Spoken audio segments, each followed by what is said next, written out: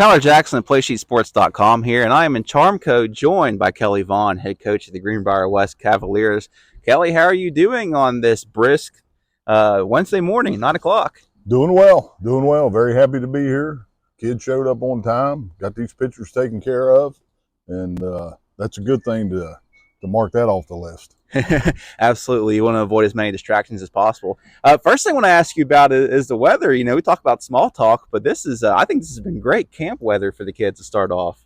Yes, they honestly have had it very nice due to the cool conditions. Now, hopefully, it don't heat up like it was a couple of weeks ago next week or when the first game is set. But yes, it's actually been very comfortable from 9 to 12 noon, the way we've been practicing, and just look around. It's nice. You guys finished 4-6 last year, right? No, we ended up 5-5. 5-5. Okay. We ended up 17 in the rankings. We thought we might sneak in there due to our schedule, and we were 2 points off. Very disappointed we didn't make the playoffs, but we had a good 5-year run until that came up. So hopefully we can conquer getting into the playoffs this year. Well, you hit on it a little bit there. I don't think the record was very emblematic of the team that you had last year. You guys went through a lot of injuries. I think you lost one of your top skill players in week 2 or 3 to an ACL injury. And then it was just a brutal schedule. You guys were a victim of, okay, we got to a point of sustainability of being one of those programs you talk about perennially. But then, like, people just don't want to schedule you. They drop you off the schedule, so now you have to go and schedule up a little bit more. You have to go travel, and that puts you in some tough situations. So I thought that you guys were probably pretty clearly one of the top 10 teams in single A last year. But just because of that situation of the schedule, it didn't fall out that way. But kind of talk to me about how you rebounded and going into this year, because I know the schedule's it's still pretty tough. Yeah, we do. We play a quality schedule, and if our kids do what they're supposed to do, we would be disappointed if we didn't get in the playoffs. And it is kind of shoot yourself in the foot mentality, because we do got to travel to Fort Fry, Ohio. We got to travel to Roane County. We got to travel to Man. And if anybody wants to ride the bus with me, they're more than welcome to ride it. I do believe the head coach should ride the bus, and that's just one of my philosophies. And getting back at 2 o'clock in the morning from Petersburg is not a whole heck of a lot of fun. Sometimes I think 2 o'clock is sometimes I think you're making great time if you're getting back at 2 o'clock from Petersburg. So we want to talk about some of the kids that you're trying to replace. You have a lot to replace. You have to replace quarterback again, I believe. But you guys were in a situation where you had so many injuries last year, where you kind of had to play some younger kids and get some experience. So talk to me about how you fill some of those holes. I know you lost Aggie earlier in the season, but you lost Potiker too. You just lost a lot of really good kids. How do you go about trying to replace them in the production that they gave you? Well, you hit the nail on the head there. It's hard to replace those kids. I mean, you're talking about state champions in track and field, and they've done a wonderful job on the football field, played for a state championship. I mean, as far as replacing, it's tough. I mean, the Agee kid can run. Potiker could get after it from that linebacker position. And I got to throw a little love out there to Evan Vandal. Last year was the first year he had ever played quarterback, and I'm telling you, right now, he stepped up and did a wonderful job. And we got a couple kids right now we're looking at quarterback. And, it's definitely an open position, just like it was last year. The difference in this year, the 2 kids that are vying for position, one's a sophomore and one's a junior. So that makes you feel better as a coach, being a youngster. But again, hats off to Evan for the way he led the team and played the position. He played it very well. What are the 2 names you have in running for the competition this year? Right now we have Mason and Scott McClung. And like I say, Mason's a sophomore. Scott's a junior. Scott's bigger. Mason's very athletic. So it's kind of a tweener right now. Like, this is day 3, of course. First day we felt positive about Mason. Yesterday, we felt positive about Scott.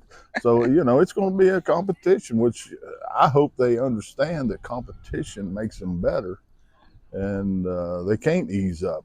And that's not the only position we're going to be competitive at. We've got some kids, some sophomores that can play on Friday night, and we expect them to step up and uh, and be ready to play and be vocal about what's going on, regardless of what class they're in. You make my point. I'm trying to say is you don't have to be a senior to be a leader, and these two in particular, Colton Carruthers and Ben Butler, have done a fantastic job. Both being sophomores, stepping up. They both started last year, and we expect big things out of them guys. Gotcha. So is that kind of with with the halfback situation too? Because I know you guys are a very run oriented offense, so Right. you want to make sure you got that right, and obviously that starts with the line. But you guys have had some pretty special backs over the last 5 years. Some kids that just really carry the load and do a lot. And we feel positive about the 3 or 4 kids we're rotating in there right now. Again, it goes back to the competition, and And what are the names? their names is Vincent Vaughn, Ben Butler, Shane Plogger, and they run hard and they do what you're asked. And right now we're at a point, as far as the coaching staff, where we're not for sure where everyone's going to play.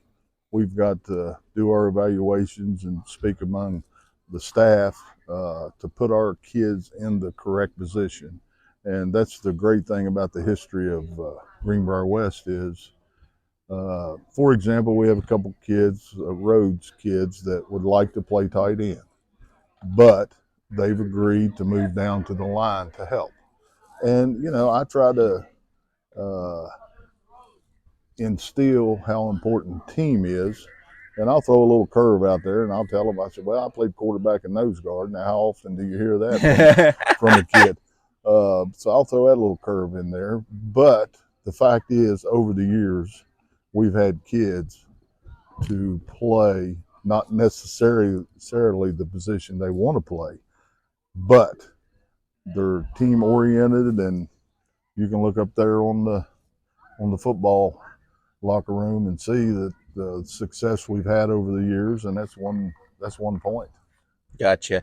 You guys, I mean, you probably have the most number of kids out that I've seen. Quite a few. It's pushing 50, I think.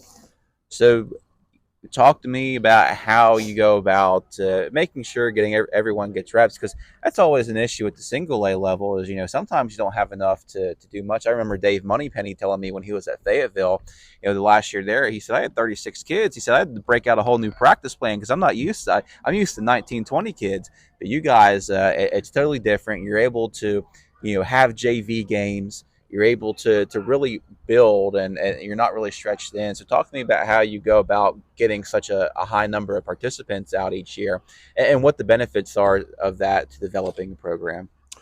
Well, truthfully, Coach Goddard, we call him the head coach of the JV squad, and them guys do a great job. We have 10 JV games scheduled, and last year we played 9 games. Now we play Woodrow Wilson a couple times, Shady, Nicholas County, Independence, James Monroe. I mean, but that's okay. The kids need to play, and like people say to me, well, your kid don't have that much experience.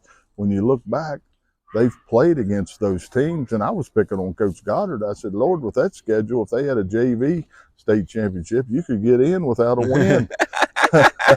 But those coaches, especially at Woodrow, he understands. We just want to play, and it's fun. And he's even mentioned the fact that how physical our kids are. And but I think the physicality comes from the culture, the way they're brought up, and a lot of things entitle that. And football's a grind.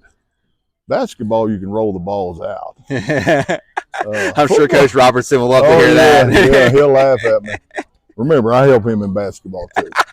But the football, honestly, you got about a 15, 17 week grind right here that you're going to get beat on. And, we try to instill that in them. It's a whole lot more fun to go in that locker room with a W than it is with an L. And I'm not saying winning's the most important thing, but I don't know many kids that's had fun while losing. Gotcha. Now, what are the goals? Obviously, you kind of want to go. Coaches are very realistic. It's like, next game's the most important one, week by week. But Right. what is the overall goal for the season? Well, first of all, I would love to stay healthy, but we've already got a kid that broke a collarbone in practice yesterday. Mm. So I mean, and he's one of our senior Sam's kid that we were counting on. But hopefully, it's not as bad as it could be, and hopefully, he can be back in 4 6 weeks, something like that. That's six interceptions from a year He ago, did, right? Yeah. yeah, and he's bouncing around out here today, so that's a positive sign. And he helped me in practice yesterday with some stations and skill group time. But he's bouncing around, so he feels okay. So got to keep our fingers crossed there. Our goal every year is to make the playoffs. I mean, we feel that we've got enough talent. We've got enough kids, like you touched on there. We have 47 kids. Hopefully, we can muster something there to get us some wins to get us in there. Absolutely. Well, Coach, I appreciate you taking the time to talk with me today.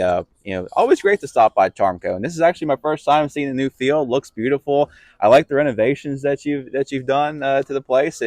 Really one of the top notch facilities. I want to say it's a hidden gem, but you guys do a very good job of welcoming everyone here. So I think the word's out by now. Well, we try and we take pride in how we dress. We want our kids to be in nice uniforms, and like you said, the field is awesome.